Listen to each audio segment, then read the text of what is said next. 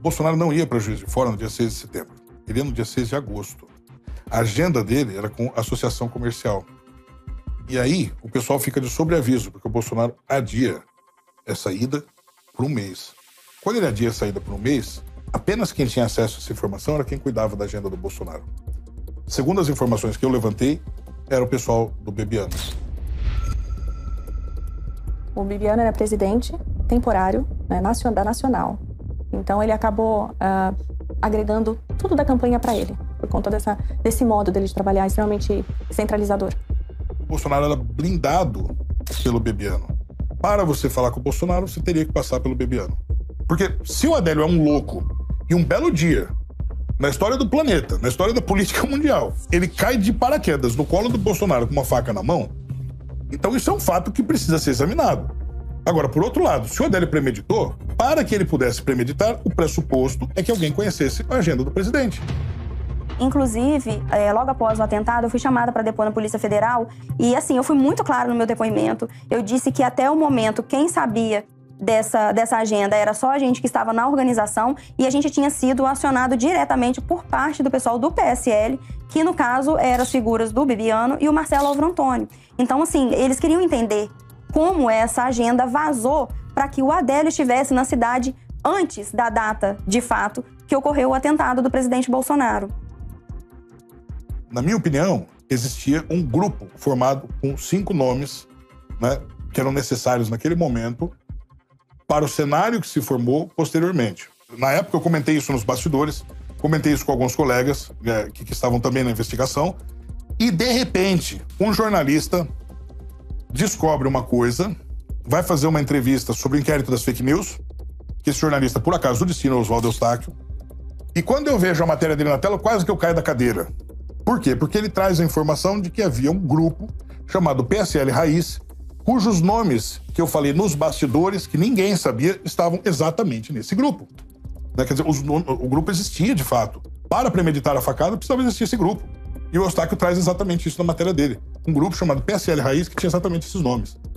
E aí, eu me lembro daquele dia, eu sentei na escada, liguei pro Eustáquio, falei, Eustáquio, saia do país porque vão prender você. Ele falou, não, mas eu não sei o quê. Eu falei, não é por causa disso. Você não sabe onde você mexeu. Você não sabe o que você encontrou. E eu não posso falar muito pra você a respeito disso, porque a gente tá no telefone. Eu falei pra ele, vão prender você. Isso antes dele ser preso. Eu lembro até hoje, eu tava sentado na escadaria em Brasília, eu liguei pra ele, falei, Eustáquio, saia daí. Antes do incidente que ele foi parar na cadeira de rodas. Existe uma outra coincidência muito forte pra mim, que leva ao raciocínio desse grupo de 5 pessoas, onde o Bebiano entra, que existia uma pessoa pedindo para que o Luiz Felipe não fosse o vice do Bolsonaro. Existia, na época, uma pessoa que depois ia se eleger deputada, inclusive. Ia dar bastante dor de cabeça lá na frente. E esta pessoa estava pedindo ali, então, não, Luiz Felipe não, isso aqui é Bebiano. Estava forçando o nome do Bebiano, segundo as informações que eu levantei, segundo as pessoas que participaram da campanha que eu conversei. Estava tudo certo para que o Luiz Felipe fosse o vice do presidente Bolsonaro. E aí aparece, de repente, um dossiê, umas inverdades ali, etc., pichando a honra do Luiz Felipe. Em novembro de 2019, o deputado federal Luiz Felipe de Orleans e Bragança disse em entrevistas que Bolsonaro lhe revelou que não o escolheu para ser vice na chapa, porque o ex-presidente do PSL, Gustavo Bebiano, havia armado contra ele. Bebiano produziu um dossiê onde estariam fotos do deputado agredindo um mendigo e mantendo relações homossexuais.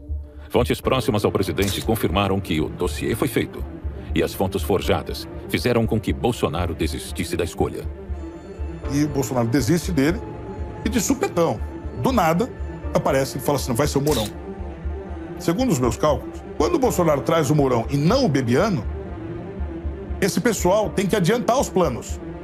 Por quê? Porque você tem uma lei eleitoral que diz, uma resolução do TSE de 2017, que vai dizer o seguinte, que se o candidato falece 20 dias antes da eleição, a imagem dele permanece na urna.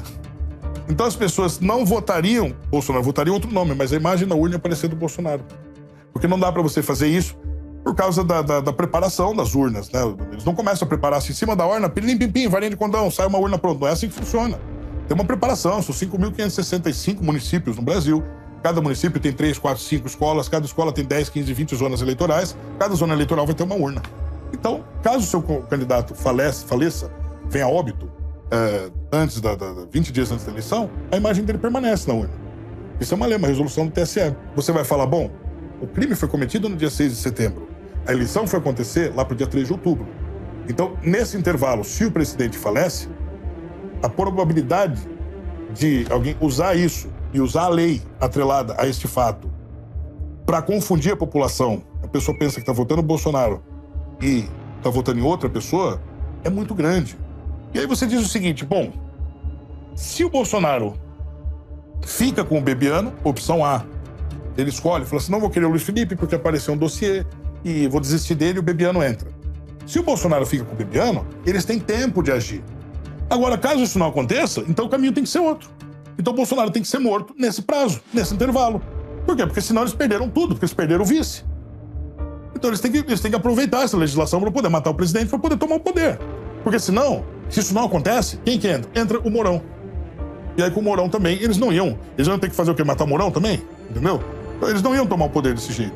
Eles falaram, bom, não vamos tomar o poder assim. O que a gente tem que matar esse cara antes da eleição. A gente usa a lei a nosso favor e elege quem o PSL quiser.